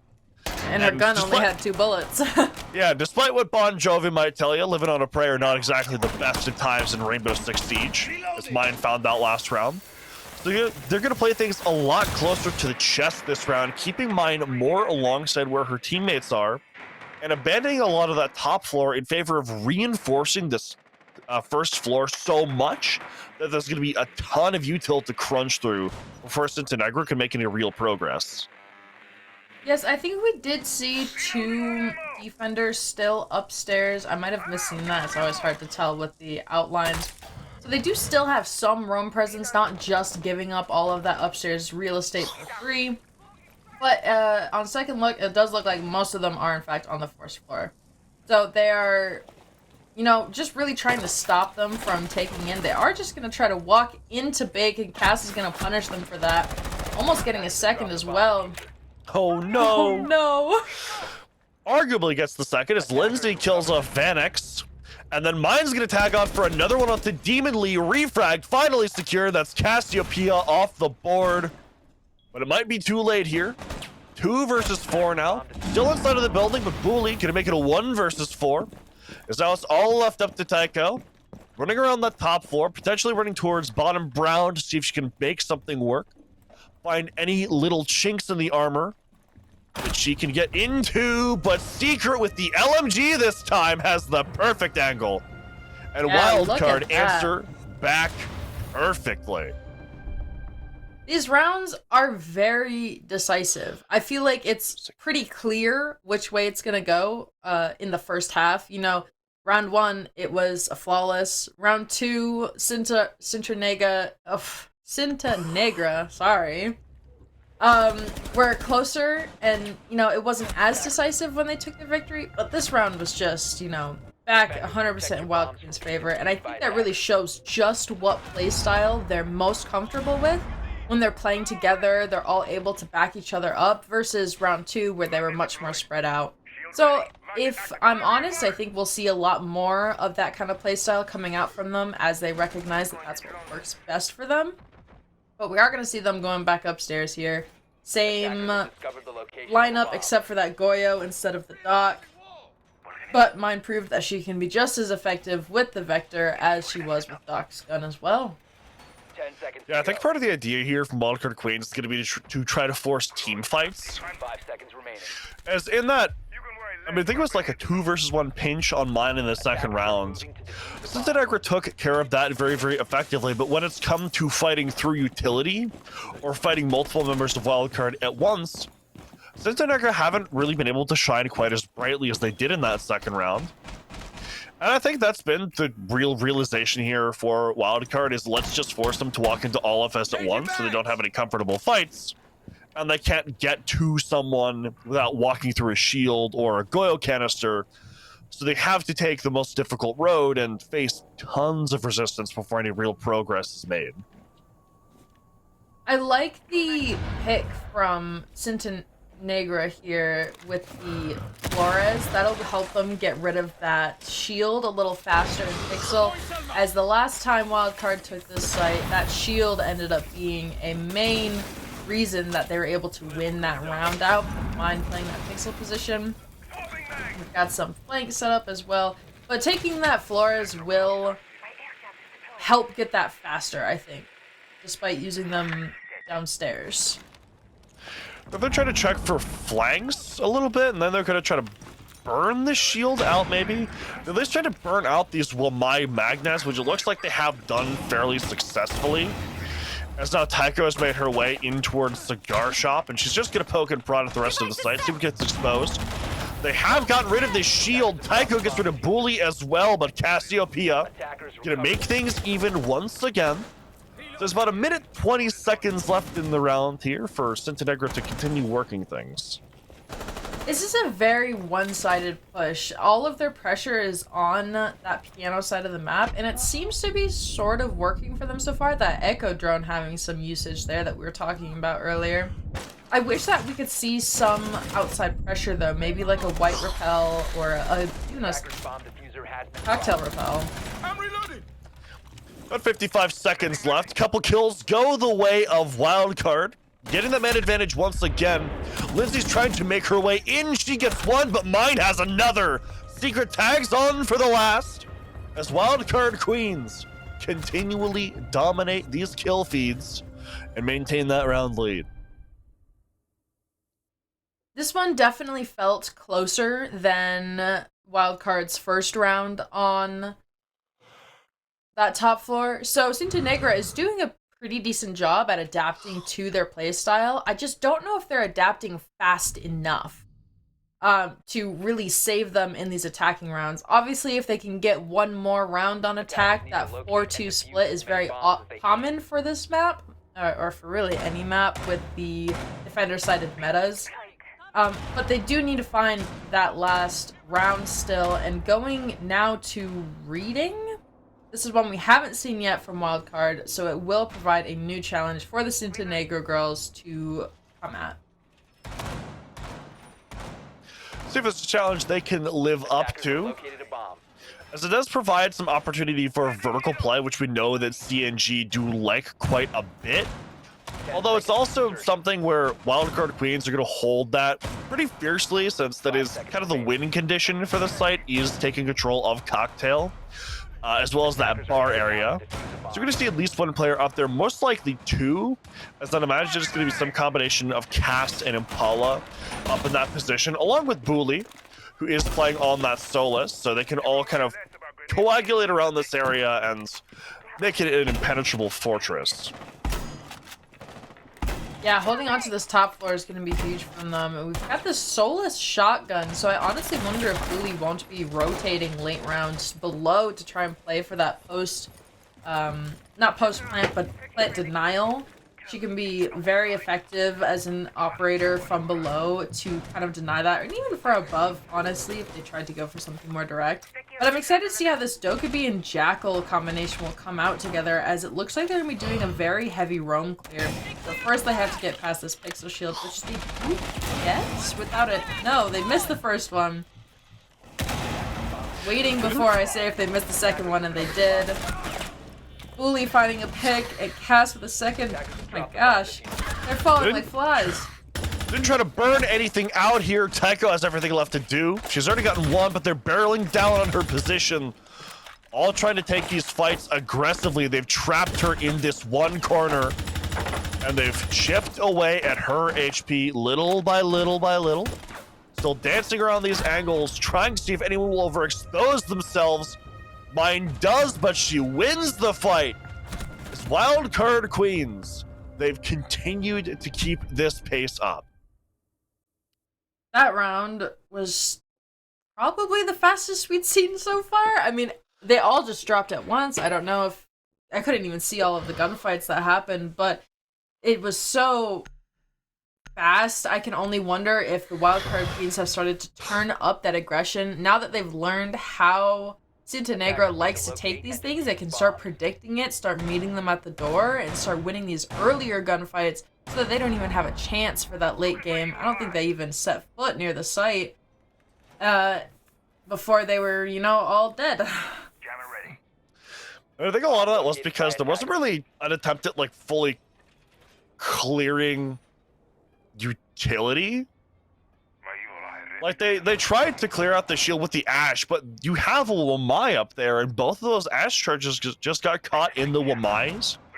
And then in the calamity that ensued trying to recover that position, Wildcard just kind of struck as Sintenegra tried to work up in certain areas and take fights on the shields and do anything they could to alleviate that mismanaged utility.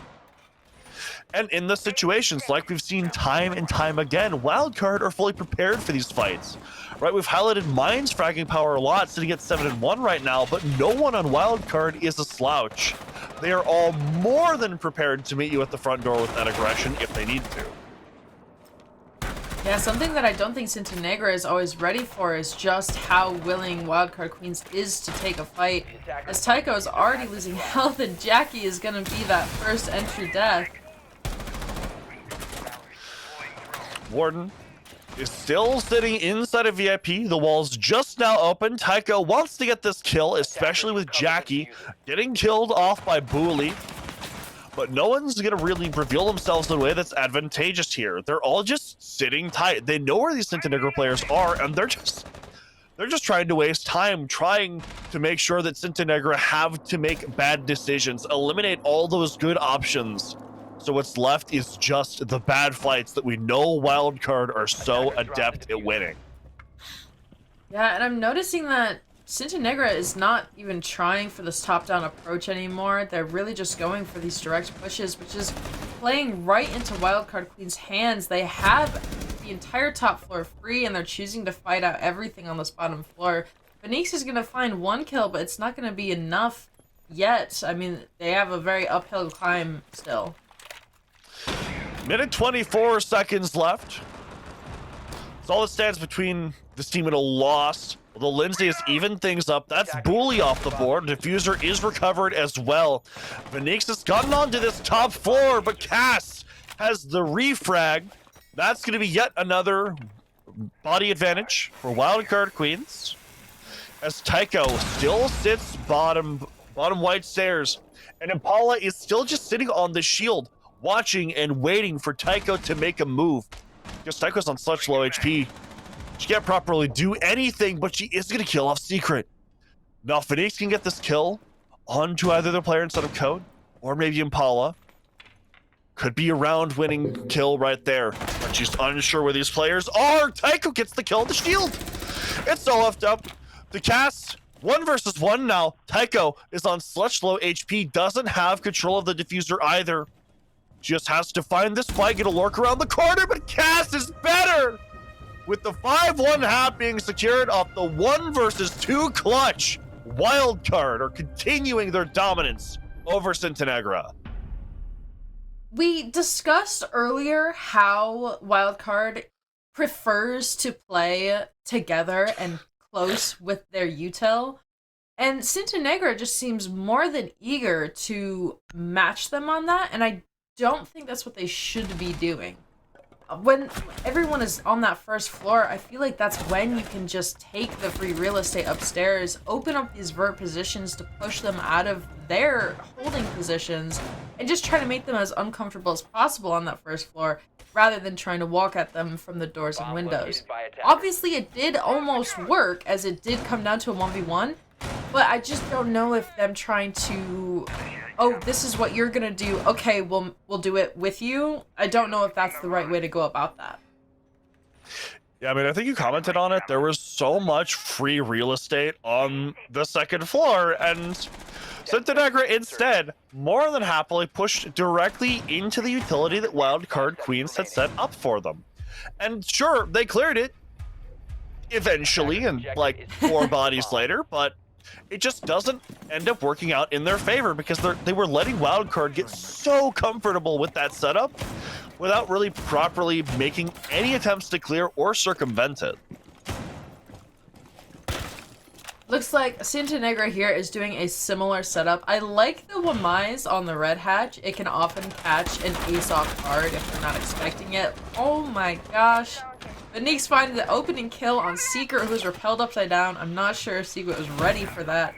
Ready or not, though, they are the ones who end up dead. And now Sintenegra does have the entry pick and turns into second. That is going to put 2 of them on very, very low HP. A third as well with that Kali bolt ringing out. That's going to make a lot more of these rotations very, very daunting. So it looks like they have an idea of where she might be. Bully as well. Going to have that Blackbeard, which could be so, so brutal against low health players. But that depends on if they can use it properly, which so far they can't. Impala gonna get killed off by Demon Lee. Everything's left up to Cass and Bully, as they do have a good amount of health between them. They do have solid utility, but is it gonna be enough to get in? I mean, having a shield like this, surely you could be walking at them with it, especially a shield with an AK, you could take fights. But it is a daunting task in a 2v5, despite all of the HP. Cass is going to be able to find one, bringing it slightly back.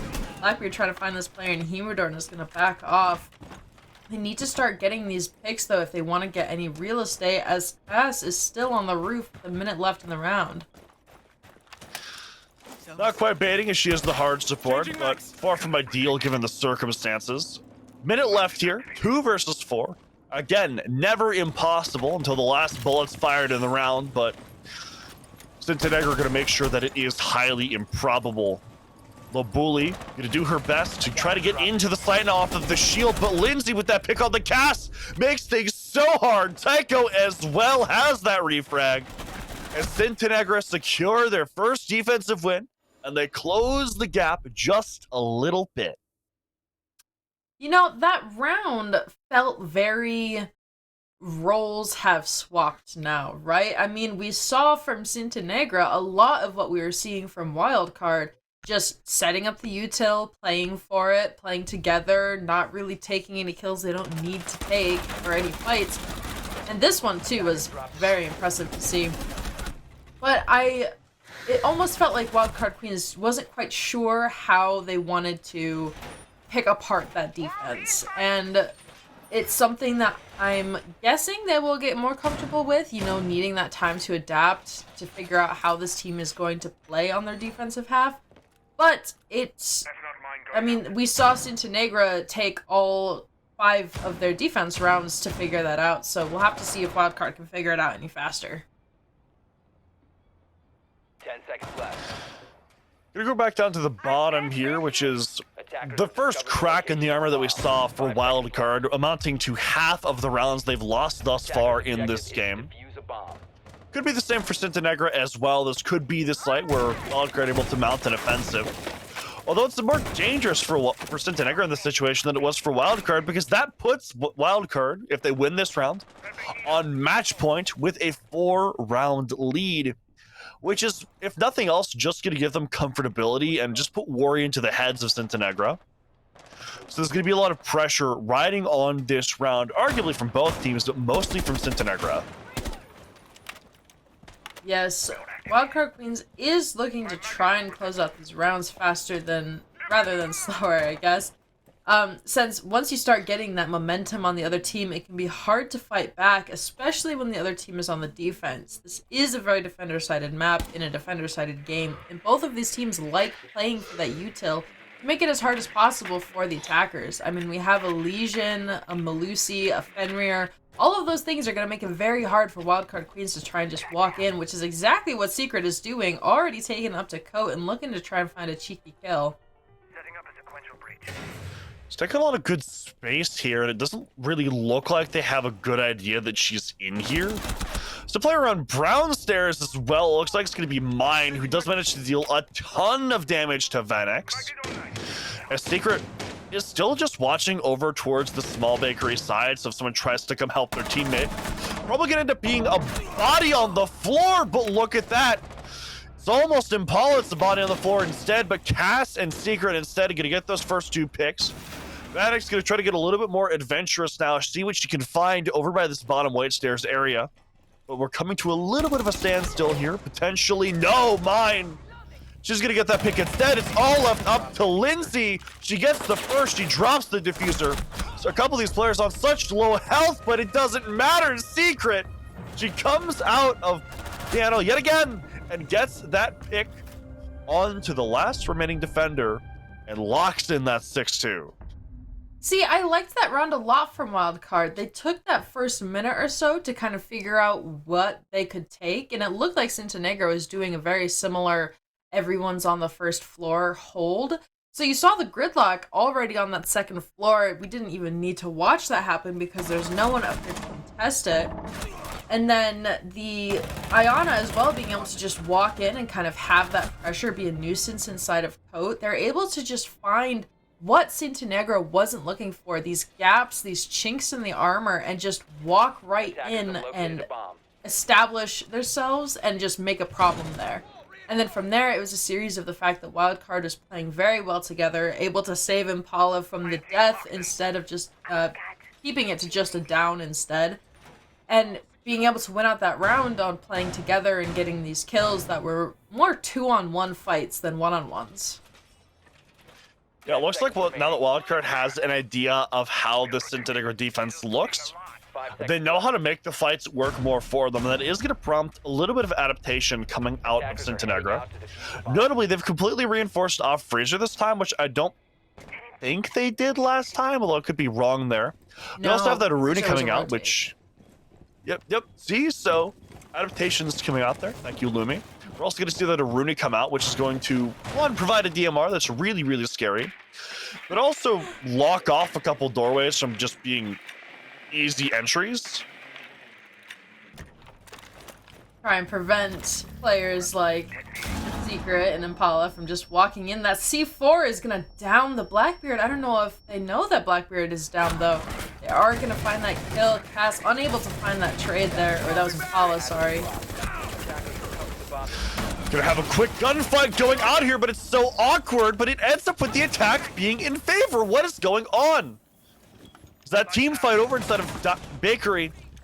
Gonna end up with Tycho in a 1 versus 3 for the entire game. Tries to get the first, whiffs the shots, tries to get the second, only deals health damage. Bully's getting so close, but the shotgun is so good. She has to get the others, but Impala sneaks up right behind her. As Tycho can't win it out. 7-2 for Wildcard Queens. I feel like that round was an idea of a rush that turned into a not rush when the Blackbeard died, but then was able to in fact be a rush because they were able to just take all of these gunfights as Centenega stacked up in Prep and Bakery.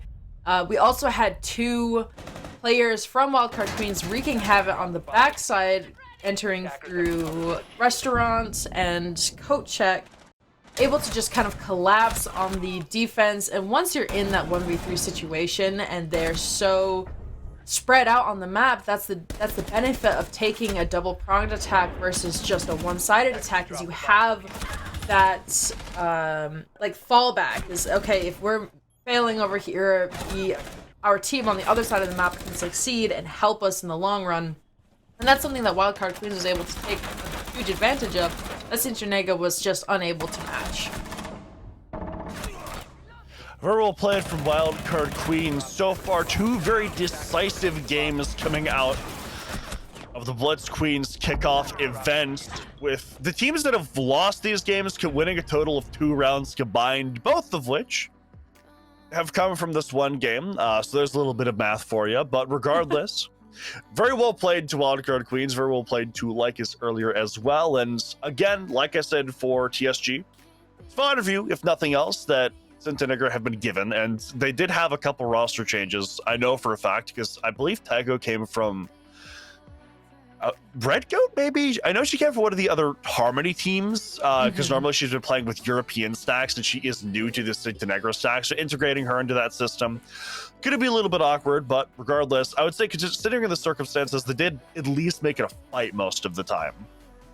Yeah, I would say that especially the Lycus rounds, they didn't feel quite so fast as they did with Wildcard, and I think that the Wildcard rounds really came to the fact that both teams liked to just kind of sit back and, you know, get all of the info, and then they liked to take the sites very aggressively, and so we had almost that 20-second meta, but it happened in the not last 20 seconds, right? They took all the info they needed, and then they tried to attack very quickly, and the cards often fell in favor of Wildcard more than they did for Montenegro. But that is to be expected. Like we mentioned, Lycus and Wildcard Queens were the grand finalists of the previous Women's League, Lycus winning that. So they have a lot of experience on them, especially Wildcard having kept their full roster for as long as they have. They have a lot of that synergy, and they're going to be the beasts in this league. They're going to be the people to take down. They're in Fempire for sure. That being said, just send things over to a quick break again. Or I believe a quick break. I don't actually know what the schedule is. I was on my bed just watching Russian Badger, and then I got a text that was like, hey, you want to come cast Blitz Queens? And here I was. That being said, though, our producer is yelling at me that it's actually the end of day. So thank you, everyone, for tuning in. Thank you to our wonderful production staff, as well as all the teams that showed up today. And so for the rest of you out there, have a wonderful night, as that's going to be it from us here at Blitz.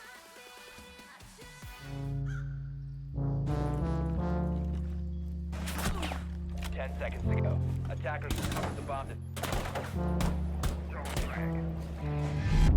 Blame it on me. You're just too scared to be lonely. The attackers bomb. No one's safe from the Reaper. Not a saint nor a sinner. Rage under my skin, slowly descending to madness. Let it spread like a virus. Be a friend with the violence. Help, there's blood on my hands. Somebody save me from myself.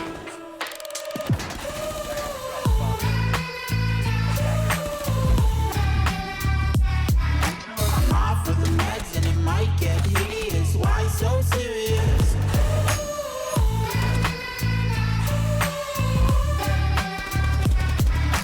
Run for your life, cause it might get hideous. Why so serious? Change, can you say some? Never mind, I forgot where I came from. Like wolves in the darkness, we've adapted the blindness. Fall asleep with the sirens out. There's blood on my hands. Somebody save me from myself.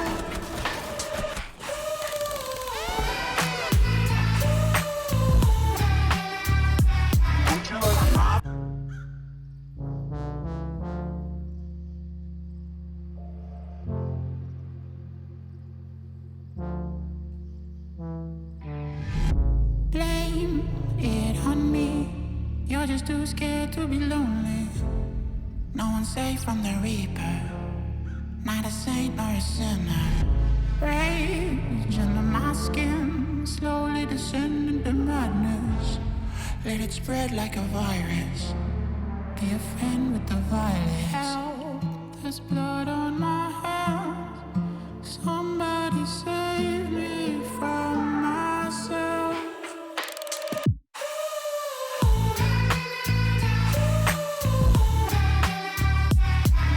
I'm off of the meds and it might get hideous. Why so serious?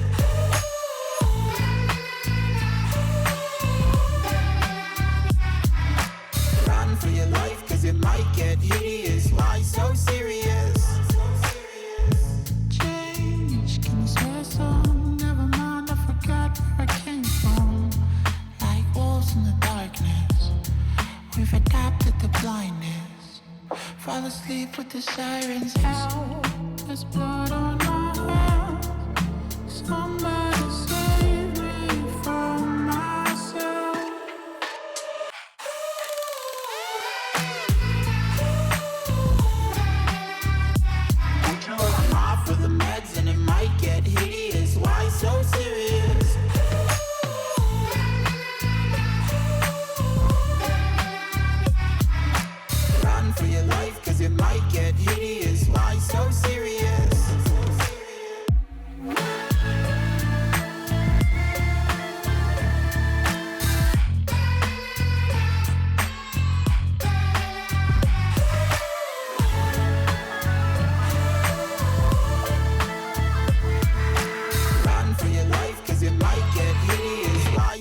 serious.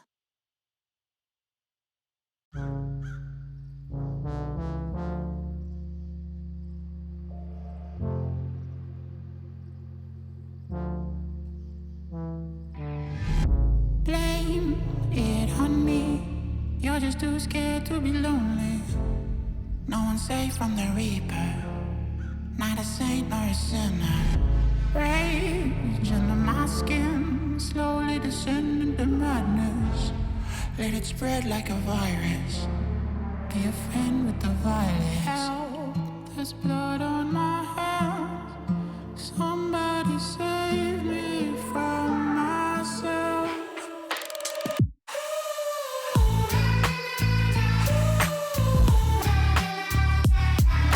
I'm off of the meds and it might get hideous. Why so serious?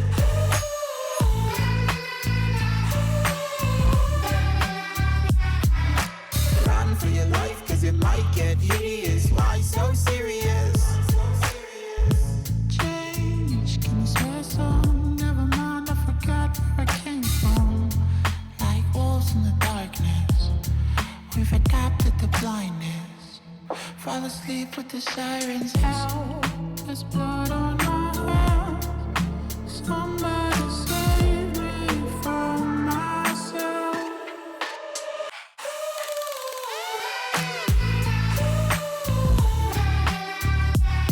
I'm off of the meds and it might get hideous. Why so serious?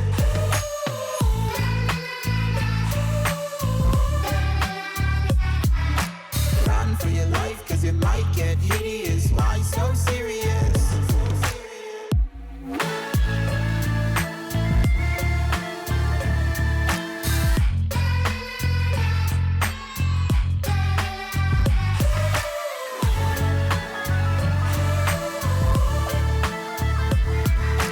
Run for your life, cause it might get hideous. Why so serious?